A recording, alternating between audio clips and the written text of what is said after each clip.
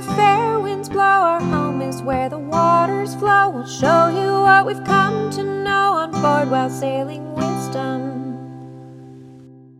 Okay, so we're going to be leaving Morocco today.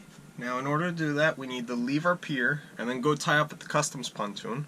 We wait there, then the police and customs and all that stuff, whatever happened on the way in, happens in reverse on the way out. And then we leave that pier and then we can sail away.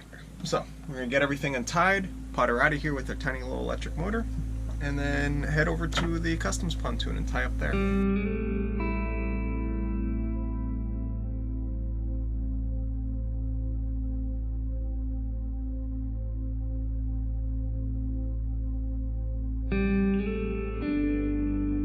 Okay, we're all tied up, and we need this paper to collect our drone again, because drones are not actually legal here, so when they come, it's not that they confiscate them, they just hold on to it for you until you leave, and when you leave, they give them back. So, we're gonna go check out, do all the papers we did coming in reverse, to then leave. It's a cold one, but we're headed to Gibraltar. Off we go. Goodbye, Morocco.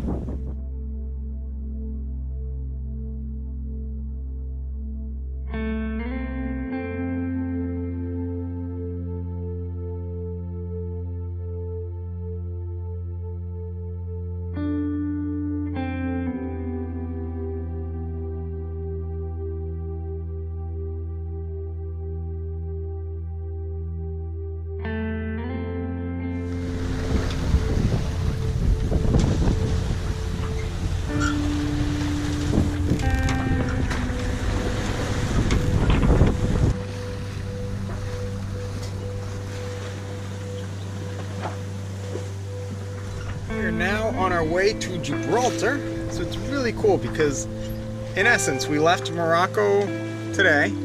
We're going to sail past Spain and then arrive at an English colony all in a few hours. It's 30 miles apart. It's just so awesome. It's one of the coolest things we found about sailing in Europe is the countries are so close together that you can drive or sail or whatever. It doesn't take very long and you're in a completely different region with totally different customs and language and everything. So that's been really cool. We're currently in the Strait of Gibraltar and there's a good current coming in. So we're doing maybe like 4 to 5 knots through the water, but our speed over ground is 7.1. Wow. Good thing we're going with the current. So we're just making our way to the Spanish coast. There's a little point called Tarifa. Once we pass that guy, then we just follow the coastline until we see the harbor by Gibraltar. We could navigate this with, I don't know, chart plotter and all those other gizmos everyone tells us we need to have, but especially in this area, we're just doing it by eye because, I mean, to your right is Africa, and then to your left is Spain. The point you see is Tarifa because that's what it is, and then once you pass that, the next rock you're going to see is going to be Gibraltar. So it's really easy to navigate here, and everything's really deep, so you don't really have to worry about much at all, except for all the ship traffic.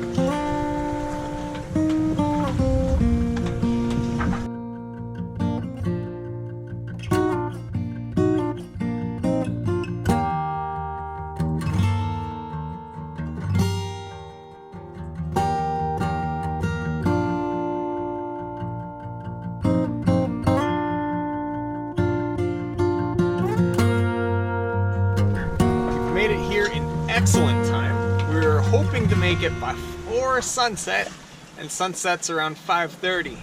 Our ETA when we left Morocco, if we could hold about 5 knots, was going to be about 5 o'clock. So we were just gonna make the sunset.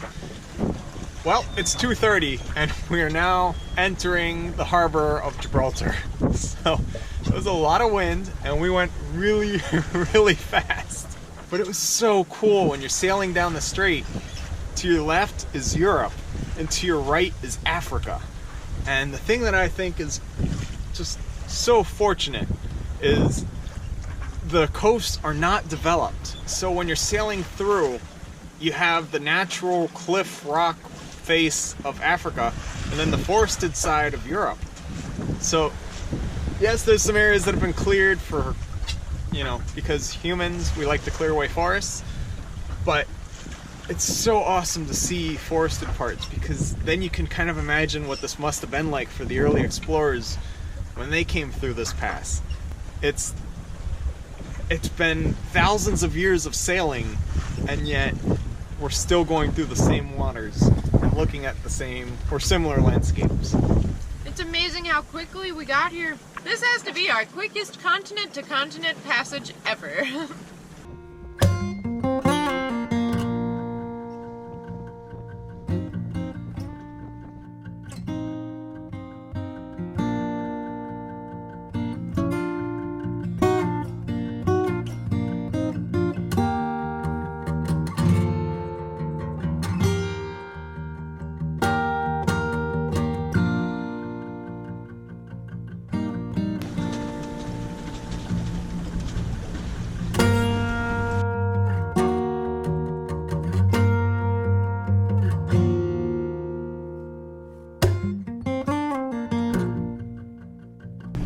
We're arriving here in Gibraltar, about to drop anchor, and it was a fairly painless trip here.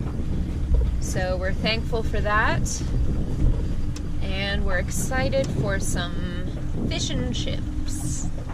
España, España, España. Esto es el velero Wisdom de los Estados Unidos. Estamos fundados en la Linea.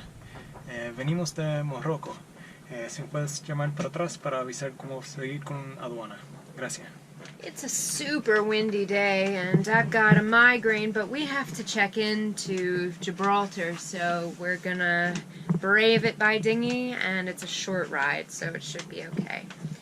But here we go to Gibraltar.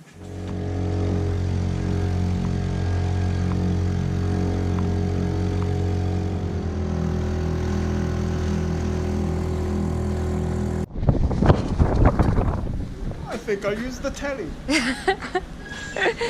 Does it even work? Oh wow.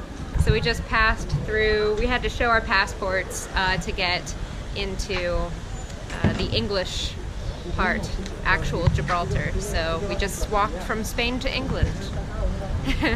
First we had to check in with the customs agents in Spain. And no one knew Yeah. what to do with us. Yeah, they were like, how did you get here by boat? And we're like, we sailed here. It's Like, almost as if the people who sail here just don't check in. yeah, it must be, because they didn't know what to do with us.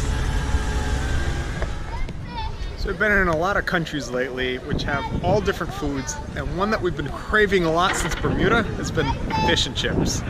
And now that we're in Gibraltar, which was an old English colony, it's time to eat.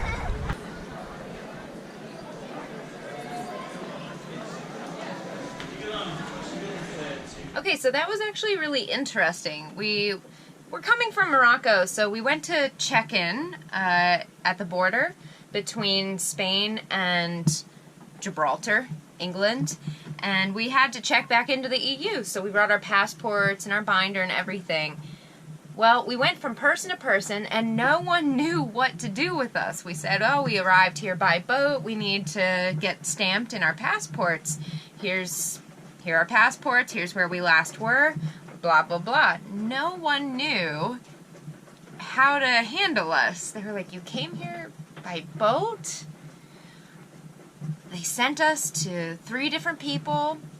Finally, we did get somebody who asked us a bunch of questions, was very confused, and then eventually just checked us in, which is we found to be very strange because Gibraltar is a very trafficked place for cruisers. We come here on our way in and out of the Med all the time. Thousands of boats come through each year.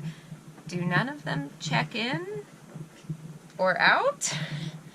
So that was a little perplexing, but anyway, we got checked in, we went through, and we actually walked from the Spanish side where we are anchored to the British side. And it's so funny, you walk through, you check in with your passport and everything, and you're immediately greeted by a red English phone booth, and all of a sudden everybody speaks English.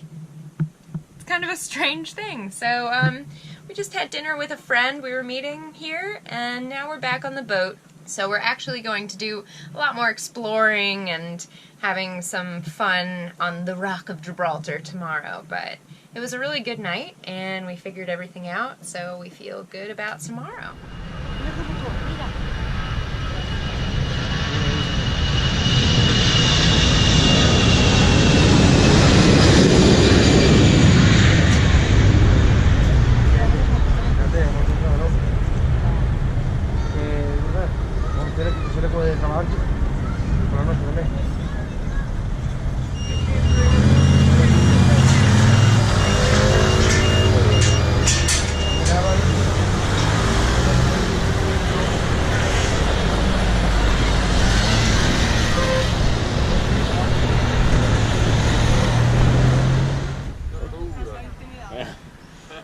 Be good for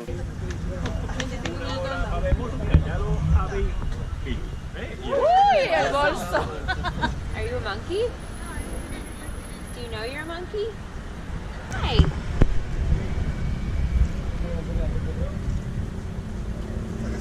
I'm just gonna sit here. Okay, ready? Okay. Ready? Yeah. Hi. Hello. You're a monkey. Yes. Good job.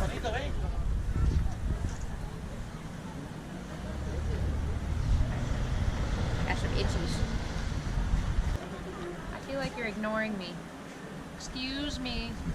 Okay.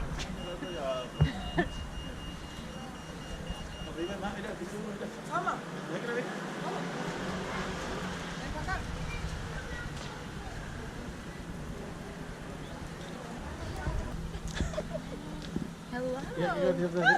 Hello. It's zipped up. Sorry, bud. I know. I know. We're pals now. Yeah. Bye. Today we're tourists. We're gonna go up the Rock of Gibraltar. We're gonna play with some apes, and we're gonna have basically a really awesome day. So, in order to get that day started, gotta get there by dinghy.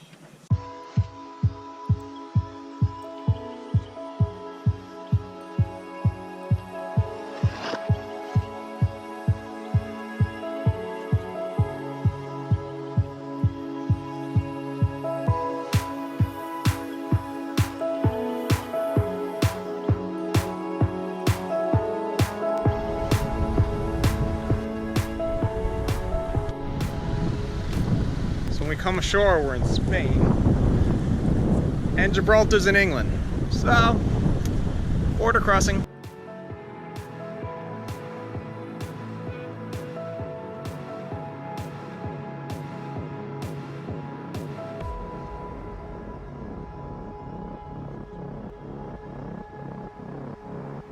Now that we've checked out of Spain, we have to now check into England.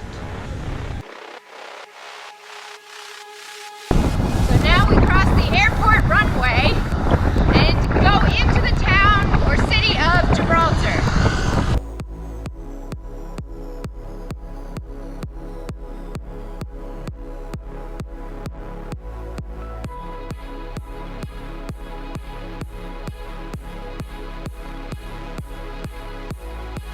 Welcome to the cable car.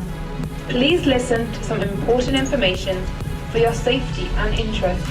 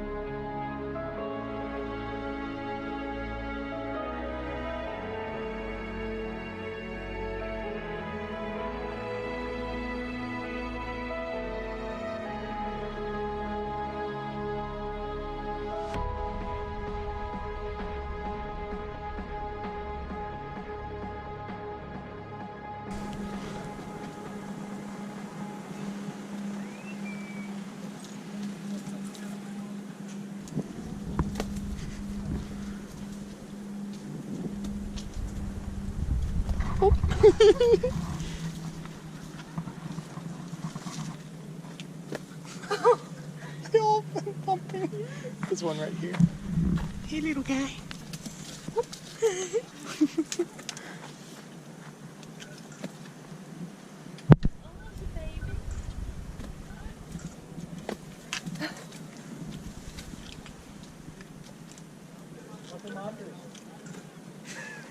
my gosh.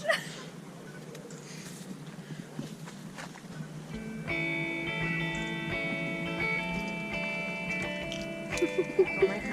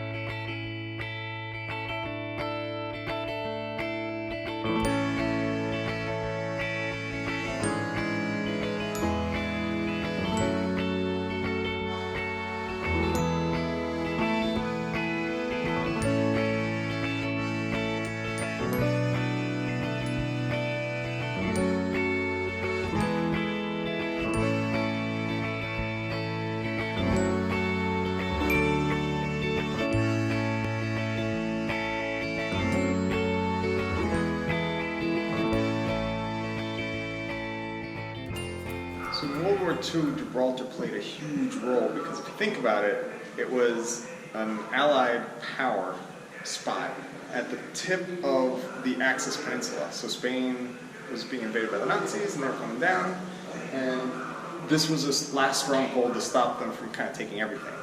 So this, at the top and the tip of the battery of Gibraltar's Rock, they mounted a giant gun, and this is the engine room that powers the gun, and then we're going to go through a tunnel to the pump room and on through it to see it all.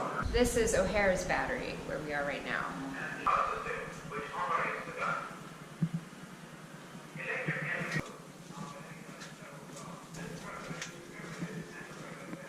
So the whole point of having such a giant gun here is, one, it could shoot at Spain, which was an issue because Spain was, you know, the Nazis were coming in there. And then the other thing, it could shoot 12,000 yards. So, I don't know, that's like 12 kilometers out into the strait. So if anyone was trying to get through here, they're gonna get hit by a 380-pound round. Kind of an important spot and a very strategic location. This gun is from the 1930s. This last fired in the 70s, just for practice, but it hasn't been fired since, but it's really huge. The gun before it that was here was from 1901. So there's been some kind of gun up here for a long time. I think he was supposed to be holding one. I would say so, yes. That or a baby. No little baby.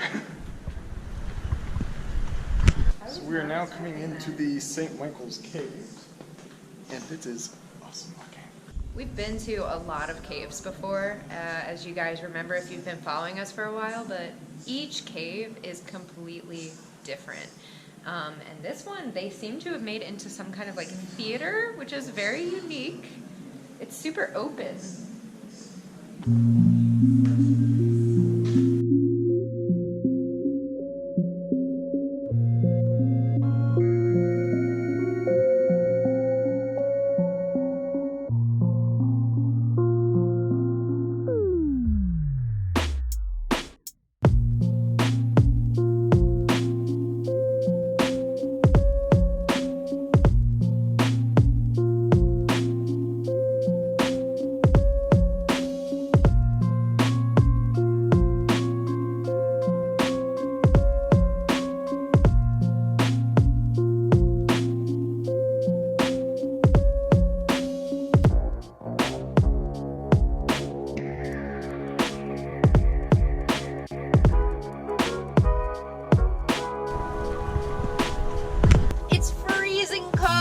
just sailed off anchor.